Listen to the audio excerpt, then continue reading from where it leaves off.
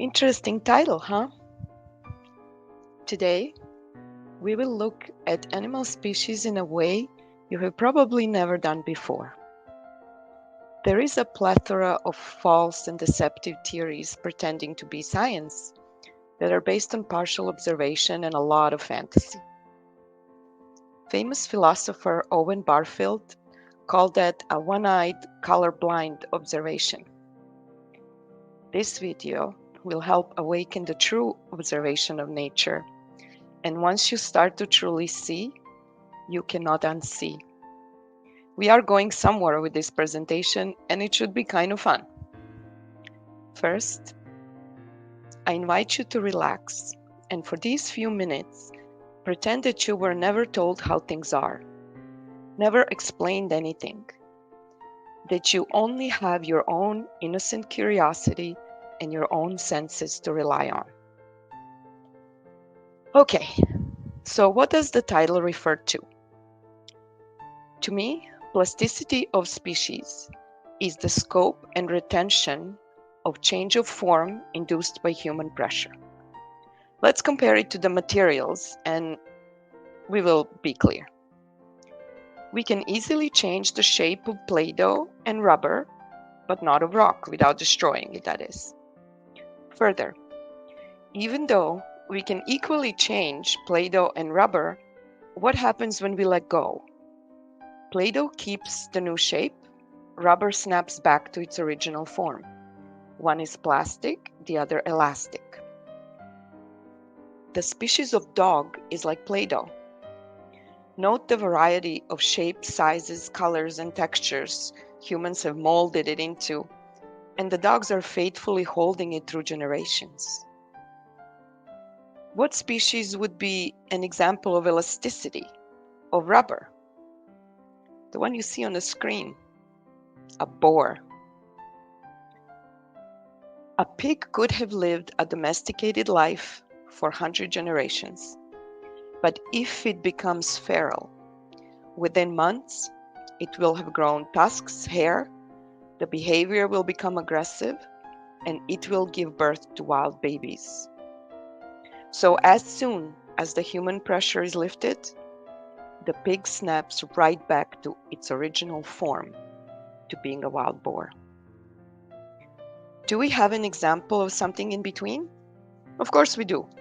We have cats. The scope of change cat species allows is very limited. All we have managed to affect is essentially the coat and some facial features. A domestic cat size of a German Shepherd is not a thing, and not just because it would take over the world. Let's pause here and reflect on the holographic nature of our world and notice how the extent to which species is susceptible to human manipulation is also reflected in its behavior, namely, its willingness to follow human direction. Like try ordering a cat around and see what happens, right? Remember this as we continue because the laws of nature are immutable. If we are to describe a species that embodies the qualities of a rock, which stands completely opposite to plastic and elastic, right? Rock means you cannot change the form, period. We could say that such species is immune to domestication, fully resists the change of form, and isn't susceptible to the human influence in general. Before we name it, let's make a distinction between tame and domestic. Almost any wild animal can be tamed to some degree, but domestication implies a tame animal giving birth to tame offspring. A dog is truly domestic because even an adult dog that was born and grown feral can easily be turned into a pet and then gives birth to domestic friendly pups that don't need any special handling. A pig will also give birth to domestic piglets as long as it lives a domestic life. But the animal that stands in total opposition to these qualities, a true rock of the animal world, the animal that cannot be changed no matter how many generations it spends in captivity, is the wolf. Are you realizing the gravity of this fact? The wolf stands in total opposition to a dog with form that remains intact even when diluted. Did you know that the only way to identify a wolf-dog hybrid is by the way it looks? Remember the point we made earlier about how a behavior follows the rules of the form. While we can say that the wild cats also do not give birth to tame offspring, there is still a major difference.